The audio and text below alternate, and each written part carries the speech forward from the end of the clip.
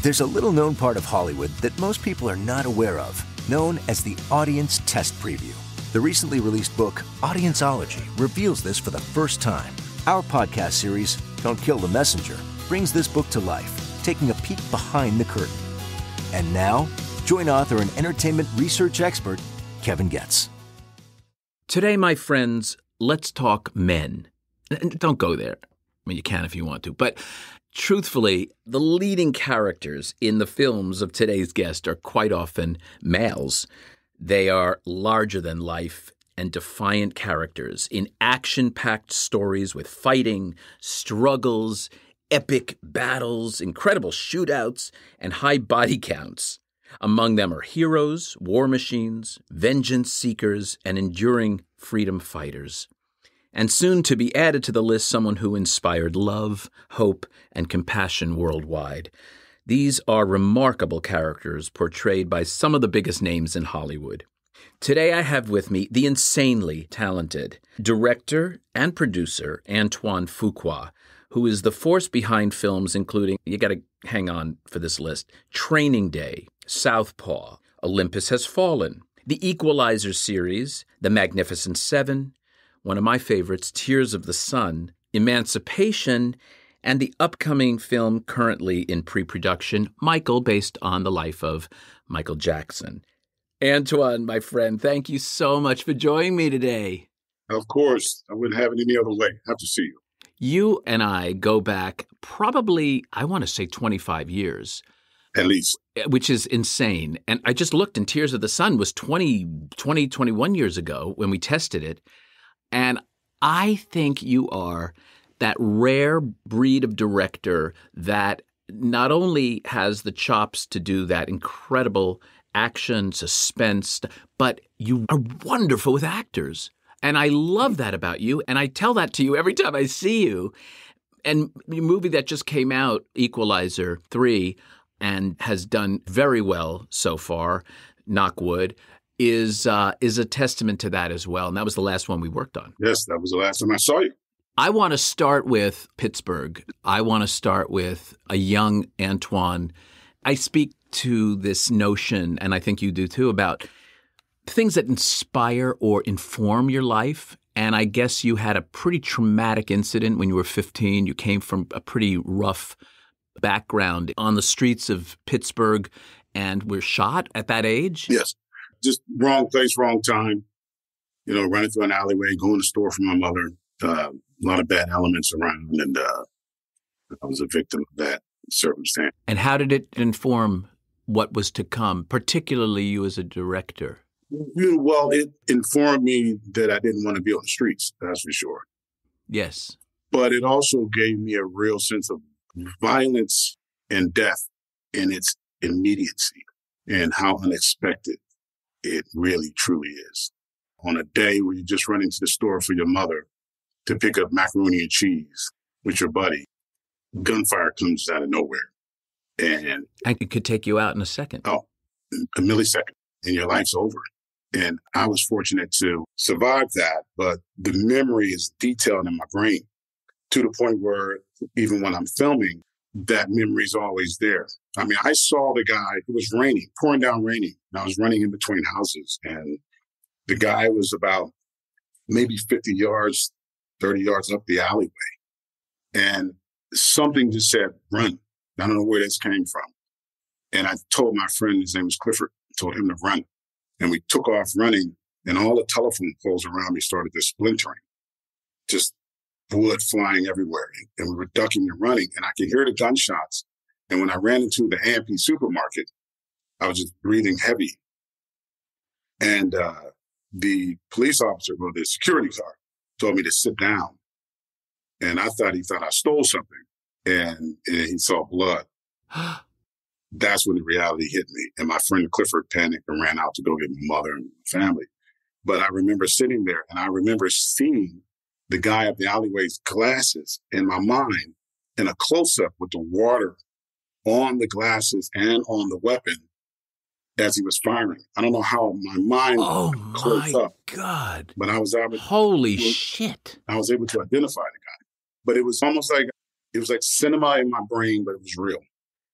Right. Wow. Man, thank God you survived, because what you brought into the world is just plain and simple joy to so many of us. And I got to ask you something. I love saying your name, Antoine Fuqua. It's music, and I'm very musical. And where is the derivation of Fuqua? It's a French name, obviously. No shit, man. I mean, come on. I'm saying, my father's. Of course, we're Asian and Nigerian based. Ooh. My family's from the Ivory Coast of Nigeria. That's the background. But my name is well known, and there's a lot of Fuquas in Georgia, and there's a lot of Fuquas in Louisiana. And I've been saying it wrong. I say Fuqua. It's Fuqua. No, you say it correctly. It's Fuqua. It's Fuqua. It's beautiful. I mean, I can't even stand it. And every time I see it on screen, I always say it aloud. It's just a gorgeous name. You should hear how they say my name in Japan, though. It's not always so sexy. What do they say? It's Fuqua. Oh! Had one guy say Your head is going to be exploding at the end of this podcast, because you're going to be like, wow, I'm all that, huh? You have a left and right brain thing going on. Am I right to say that you went to school for chemical engineering or electrical engineering? Electrical engineering. Well, either one of those is that brain. And then you were an artist on the other side. How did you get into the art of it? I've always loved art. Obviously, growing up in the area I grew up in, there's no references truly to teach you. At that time, there's no internet and all that about artists and what an artist truly is. So movies was my escapism, drawing, sketching, anything I can get my hands on to make something. We used to make go-karts with batteries from a lawnmower. Like, we were always making things.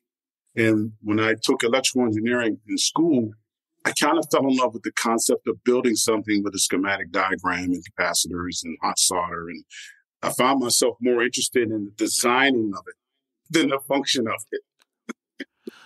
Just those words you said, you already brought me back to my elementary or junior high. I don't have that ability. So you're talking words, I'm like, that's intimidating to me.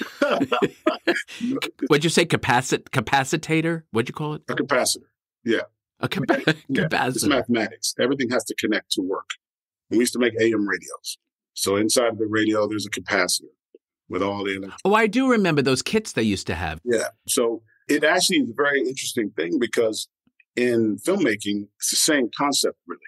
You have your crew, you have your team, you have you and putting together your test screenings and all these things, from my DP to my production designer. It's like designing a device, if you will, that everything has to work together for it to function. Ooh, it's a good way to look at it. By the way, I say the same thing.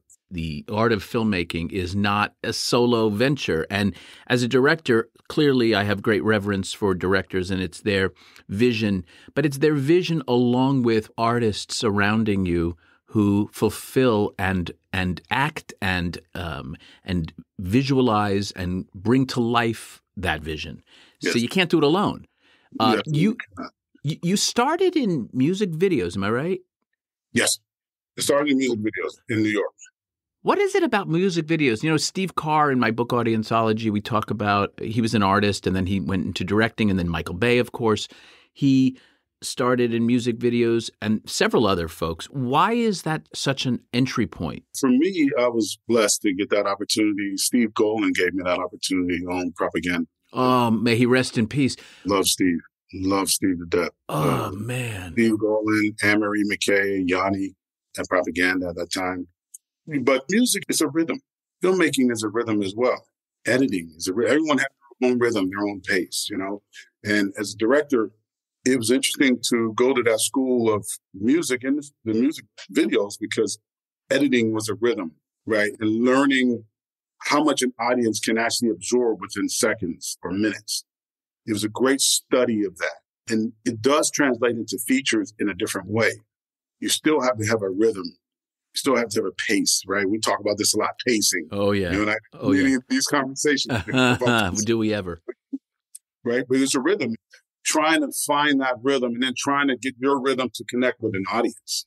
That's interesting. The rhythm makes sense to me. What I find not all music video directors have brought to the big screen experience is the sense of story, meaning beginning, middle, and ending. And you innately seem to have that. And I find that one of your superpowers, because you tell compelling stories and you know really how to tell a story. That has to come from everything you've been through in your life, all the way through, as you said, the idea of how an electrical engineer even approaches a project to storytelling. It has to have a relationship. Absolutely. Well, that brings us back to my love for actors. Why do you love actors so much? Their gift to bring a character to life and make you feel is from God. Mm. When it's done well, it moves you. I remember the actors that moved me growing up. I remember watching Brando and Cagney and all the great actors at the time, Pacino. I can go on and on and on. But the emotions, I remember the first time I saw Out of Africa, things that moved me that I didn't directly connect to in my life, but the emotions that were coming off the screen were affecting me. That comes from an actor. That comes from them giving you and embodying that role. There's nothing like it. Where did you learn how to speak to actors? Did you take acting class yourself to know the language? Like, how do you communicate with a Denzel Washington in Training Day, or a Will Smith in Emancipation, or whomever you're working with? A lot of it just comes from conversation. I didn't come through it in a traditional way, obviously, through music videos and commercials. So I've dealt with artists, right? Musicians. Sure. I was able to discuss certain things with them, which is different. But when I talk to actors, we talk about it in a way you and I talk. We just sit and we talk. We have coffee and we discuss the character and the emotions and what we're really trying to convey. And I learned over the years when to step in to discuss or when to step away, to give them the space they need to do what they do. The great actors, they have a deep process that I respect. And there's times I don't even want to know the process. Sure. I just want the magic they bring because it's a very private thing. And creating, I guess, a safe space for them to play. That's right. What I loved about the Equalizer 3, the last movie we worked on, is the fact that it's so human. Like, I was brought into what would seemingly be a commercial film, but it's layered, it's textured. And I remember coming up to you right after the screening, and I was like, man, you're so talented. I'm trying not to be a sycophant, but I really think you have this special gift of what we talked about, which is the human quality. And those are my favorite directors. I know I'm going to be talking to Peter Farrelly coming up, and in the beginning of his career, write him off as a great comedy director. But he's so much more than that, because he really understands actors and really gets into that as well. I admire that so much. And I feel that, like anyone who would say Antoine Fuqua is a wonderful action director, it's true, but so much more than that. Yeah. What would you say your superpower is? I would say it's feeling. Tell me about that. It's like Miles Davis or any artist. You have to trust your instincts. It's a feeling. When Denzel Washington is doing something, or Ethan Hawke in front of my camera, or Jake Gyllenhaal, any of those great actors, it's a feeling you get. It's not always intellectual. In that feeling, as far as your superpower, how does it translate into actualizing? Is it because your instincts will kick in and you'll say, like, go with that or something? Yeah. It's like being in the moment. So in Training Day, Ethan Hawke and Denzel are in the car. The car's cut in half. We got equipment everywhere and lights and camera. Crazy, right? We're driving through rough neighborhoods. Right. And I remember sitting on the Apple box, and I'm sitting like this. And he's leaning in for the listeners. Yeah, right. And they're here, and they're going at it. And I remember the feeling I had. It was like floating. My hairs on my arms still stand up. And I'll forget to yell cut, because I was just in it. And they just kept going. And the great actors would just go until the director said cut. I would go around the block, and my cameraman at the time, Morrow, would sometimes look at me because the sun would all of a sudden be blasting it through the window. And I still wouldn't cut. And we're shooting film, anamorphic film on the car. It's like really delicate. And I could feel that I was in a rare air space with these two actors. And then after maybe a couple runs, we would keep going around the block. I wouldn't let them stop going around the block. The police were trying to stop traffic. And then Denzel would finally look through the side mirror and he'd kind of go, "You want to yell cut?" I was like, "Oh." But and he would laugh, but he knew like I was just feeling it. And that's something that you learn to listen and remove yourself as the director. But you have to know that in the moment, though. And that's not an intellectual thing. For me, it isn't.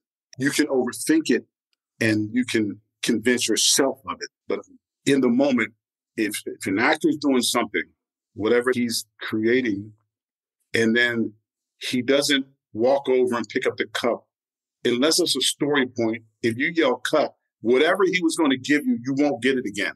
That moment's not going to happen again. I wanted to ask you specifically about our experience together at test screenings. You've always honored them. I have found very respectful of the process and of the audience, quite frankly. You have a reverence for the audience and want to do right by them.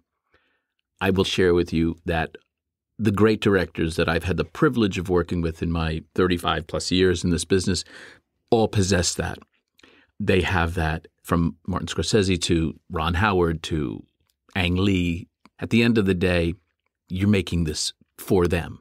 And I want to ask you about a particular experience that you might have had at a screening that was really important to the maybe changing of the movie, or something that happened at a screening that you recall where you were like, wow, the audience really told me what to do. And I listened. Yeah, it happens almost every time because, as a director, you become obsessed with your work, right? As the director, you're painting a painting or you're a chef making food and you believe you know every element that goes into it, every spice. And then we do our test screenings, even though it's not complete, the audience goes, I don't really care about that. I really care about this. And you go, what? I didn't even think about that. That was the least on my mind. But your movie is made again when you put it in front of them.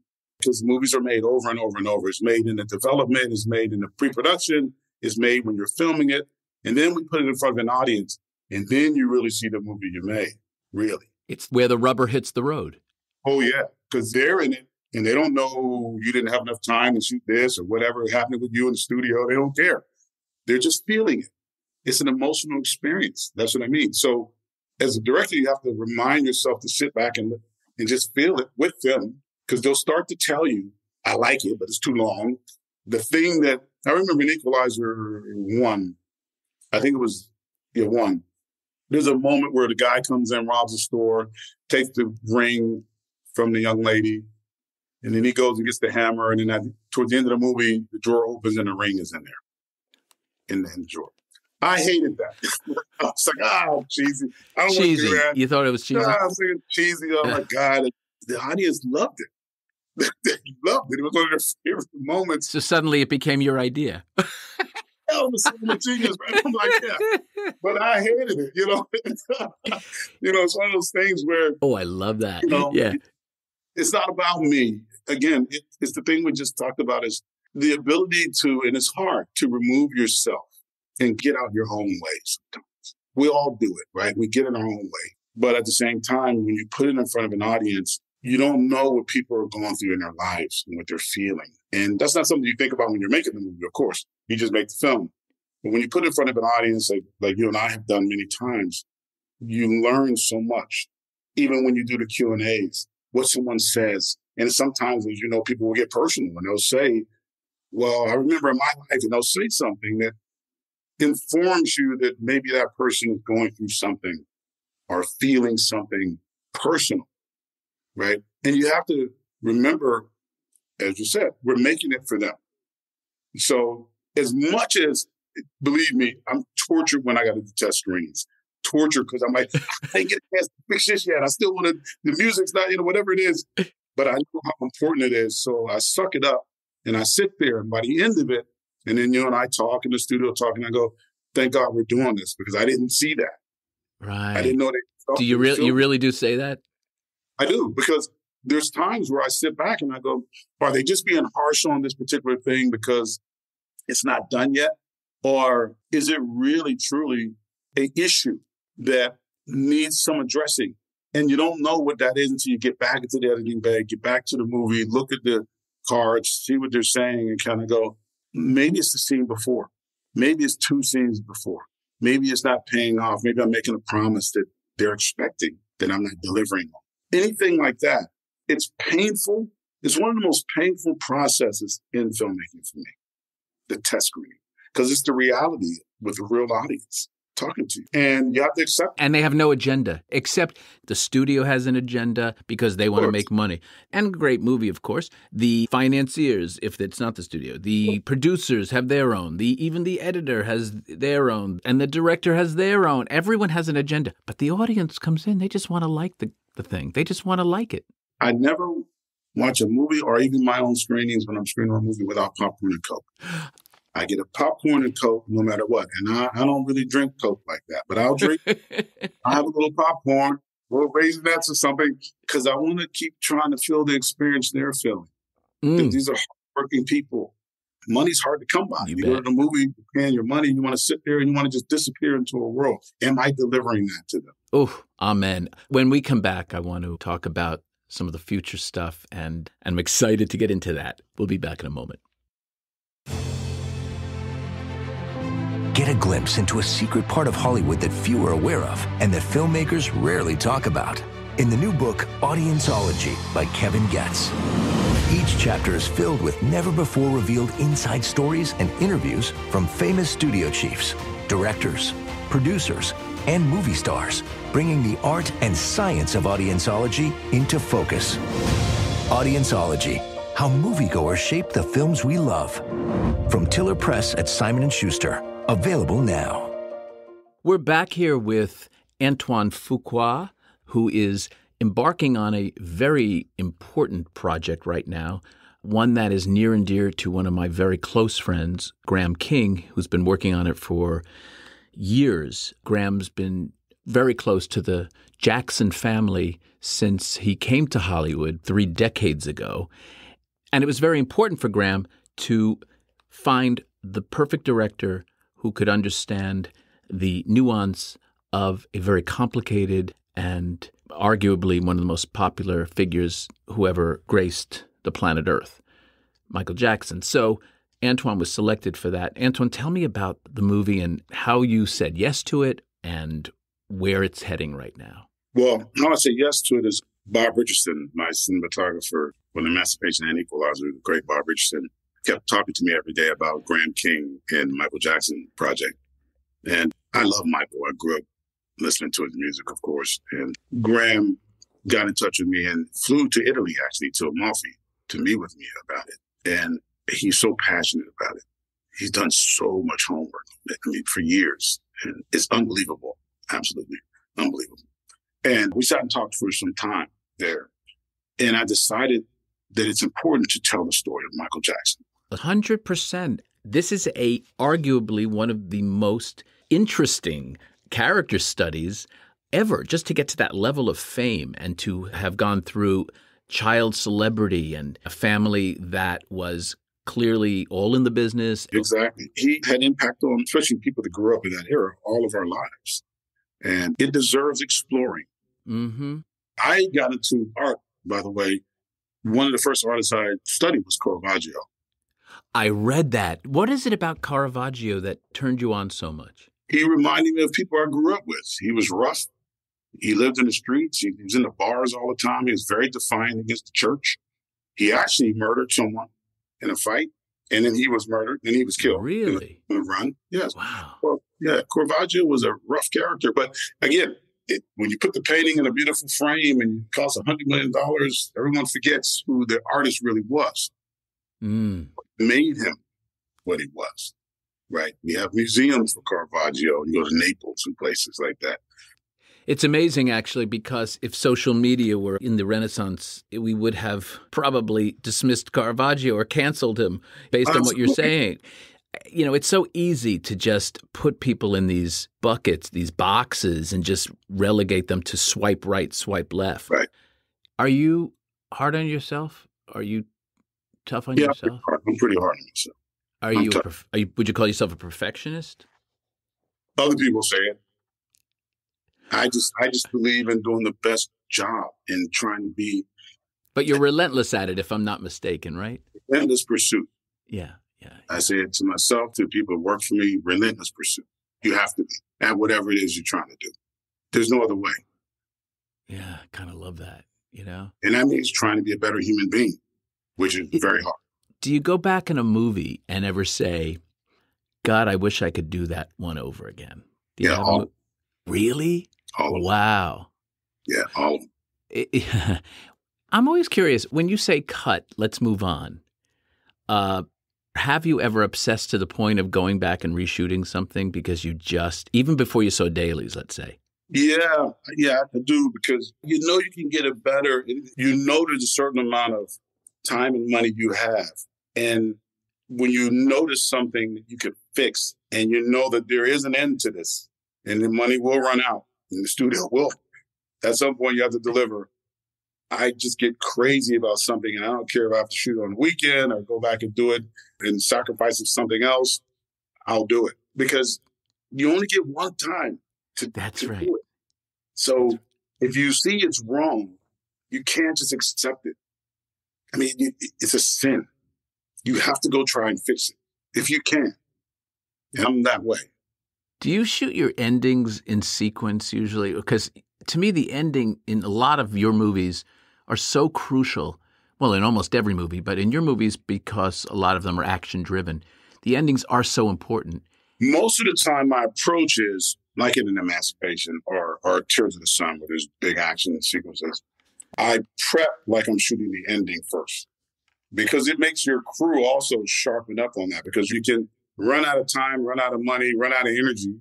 So if you start with it, the biggest set piece, start with that. Prep that as if that's your first few weeks. Mm-hmm. So try to answer as many questions about the complications of it. Even if you don't shoot it first, it gives everybody more time to work on it during the process of filmmaking, but you've got a lot of the heavy lifting done. Approach it as if that's first. Big battle scenes, set it up, design it, put all the energy into that first. Really, really sound advice. I opened the program today by talking about men and your male characters, and all kidding aside, you really have that connective tissue in all your movies. Is there a reason for it? Is it by design? Is it purposeful, or has it just worked out that way? I think it's what I understand the most. Men under pressure. Ooh, that's so specific. I just want to go back and fine-tune your superpower, because I'm feeling like that may be part of that superpower, what you just said. Men under pressure.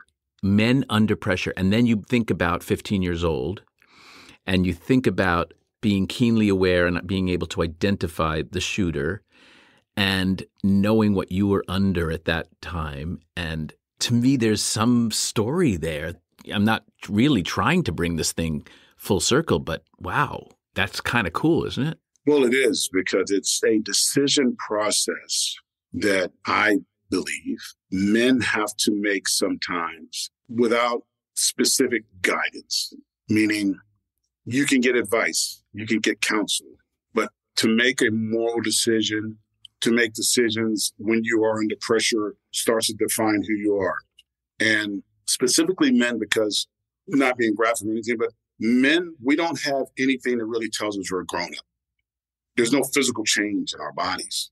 We grow up and there's markers, school's your marker, right? You go to elementary school, you go to high school, and you may go to college. What is it that tells you you're a man? What is it that tells you you're a grown-up now? Do you have to put some of your childish behavior or your childish emotions aside and make proper decisions? Those things, there's no real structure there anymore. There was a time when there was war. So you knew at 19 you were going to war. That was a benchmark, yeah. That was a benchmark. What is the benchmark now? For a man, there's no benchmark. Your body doesn't tell you anything different, really. A little bit here and there. If you're Jewish like I am, I guess your bar mitzvah says bar mitzvah. That's when a boy becomes a man. But let's be serious, at 13 years old. Yeah, right. You're far away from becoming a man. Absolutely. And in the era I grew up in, the definition of what a man is and was defined by obviously the people around you, the men around you, whether it be on the streets or wherever, or you're in your house. It's also defined by the time. It's defined by movies. For me, a lot of it, the movies I watched, the behavior in the movies. And then it's redefined when I actually realize that I'm a grown-up man and what being a man actually means now, right? Because the definition, I wouldn't say change, is developed, hopefully evolved.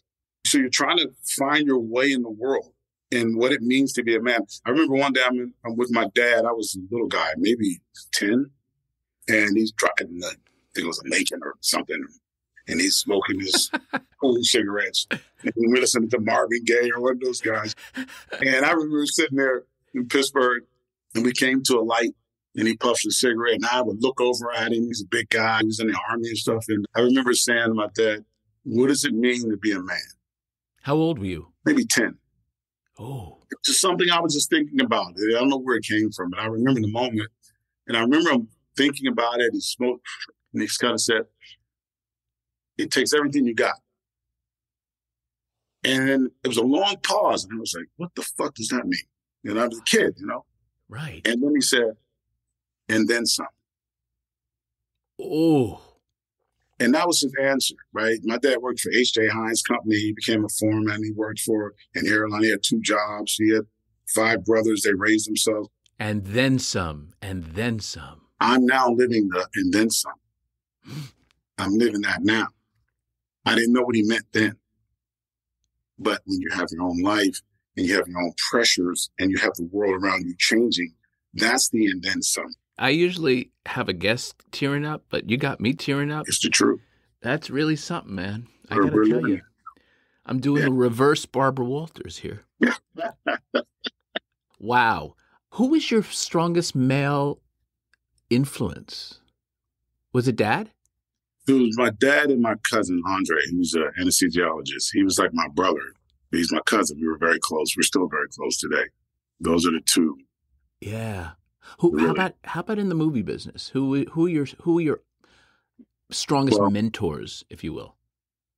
I became friends with Oliver Stone early. He was always really kind to me. And Martin Scorsese, very kind to me. He has to go visit Martin in New York, and he would have movies for me to watch. And I'd call him on the phone and talk to him I talked to him a lot about Training Day before I shot Training Day. Michael Mann. Because Mean Streets and Taxi Driver. Taxi Driver, exactly. It's so interesting you just said that because I feel there's kind of like a connection there. Yeah, those are the guys that, especially Marty, even today we talk, that really were my mentors. Coppola, I never got a chance to spend any time with, but obviously as a director, I love Francis Ford Coppola. But Martin Scorsese, I got to know. Oliver Stone, I got to know pretty well. We have dinner sometime. And Michael Mann, really good friend. Yeah. Some of the greats. And I would be remiss if I didn't say that you are indeed a lover of women. You have some beautiful female characters in your movies. It's terrific. We can talk forever. I don't even want to end this, but I have a certain time allowance. You are a deep artist, a gifted filmmaker, and I'm happy to call you a friend. So thank you so much for doing this. For many years, hopefully more to come. I'm sure there's many more on the horizon.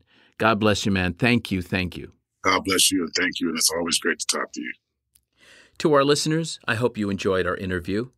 I encourage you to check out Antoine's films, including the recently released The Equalizer 3. Also, please follow him on social at Antoine Fuqua. For other stories like this one, do check out my book, Audienceology, at Amazon or through my website at kevingetz360.com. You can also follow me on my social media at kevingetz360. Next time on Don't Kill the Messenger, I'll welcome 2 blockbuster producers, Todd Black and Jason Blumenthal. Until then, I'm Kevin Getz, and to you, our listeners, I appreciate you being part of the movie-making process. Your opinions matter.